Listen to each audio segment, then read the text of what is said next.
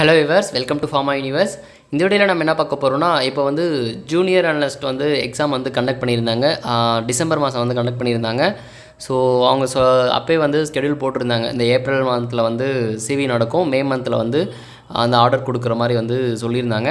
So அதே மாதிரி தான் வந்து கரெக்டாக ஃபாலோ பண்ணியிருந்தாங்க. இப்போது ஏப்ரல் மாதம் வந்து பார்த்திங்கன்னா அதுக்கான சிவி வந்து ரிசல்ட் ரிலீஸ் பண்ணி சிவி வந்து கூப்பிட்ருந்தாங்க.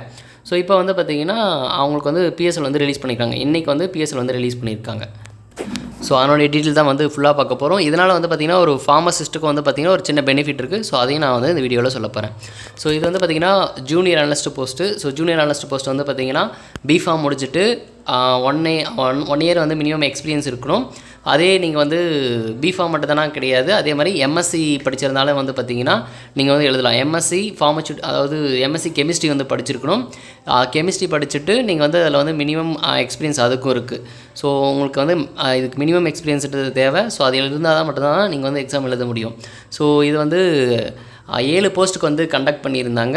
ஸோ எலிஜிபிலிட்டி பார்த்திங்கன்னா பிஃபார்ம் இருக்குது, எம்எஸ்சி கெமிஸ்ட்ரி இருக்குது. ஸோ மொத்தமாகவே 7 போஸ்ட் தான் வந்து சொல்லியிருந்தாங்க.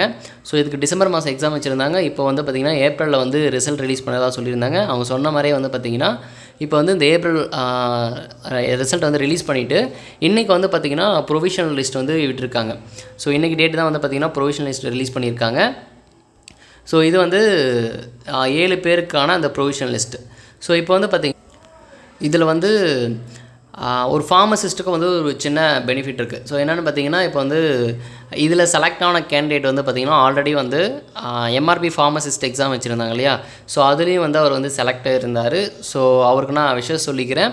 ஸோ அதனால் வந்து பார்த்திங்கன்னா இப்போ வந்து ஒரு ஃபார்மசிஸ்ட்டுக்கு வந்து ஒரு எக்ஸ்ட்ராவாக வந்து ஒரு சான்ஸ் கிடைக்க இருக்குது. யாரோ ஒருத்தர் வந்து கண்டிப்பாக பெனிஃபிட் ஆக தான் போகிறாங்க.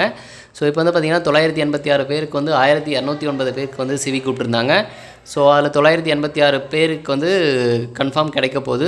பட் அடுத்தவங்கன்றது வந்து அடுத்து அதாவது 1209 பேர்னால் அது ரேங்க் வந்து நம்ம சொல்ல முடியாது. அப்போ 986க்கு மேலே போனால் கிடைக்காதா அப்படின்னு வந்து நம்மளால் ப்ரெடிக்ட் பண்ண முடியல.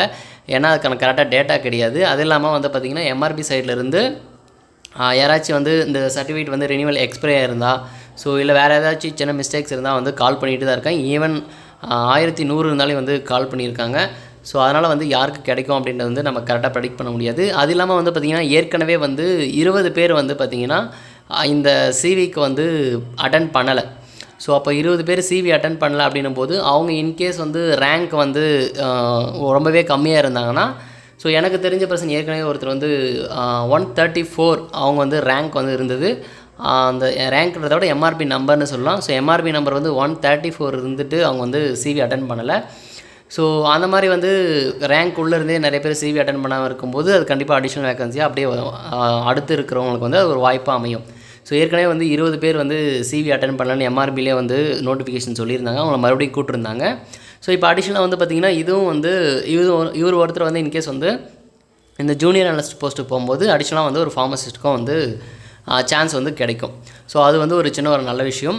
ஸோ இதில் வந்து பார்த்திங்கன்னா இப்போதைக்கு பாருங்கள் டிஎன்பிசியில் வந்து எந்த ஒரு ஒர்க்குமே வந்து ஸ்டாப் ஆகாமல், ஸோ அதாவது ஏப்ரல் 24 தான் அவங்களுக்கு வந்து சிவி வந்து கண்டக்ட் பண்ணாங்க.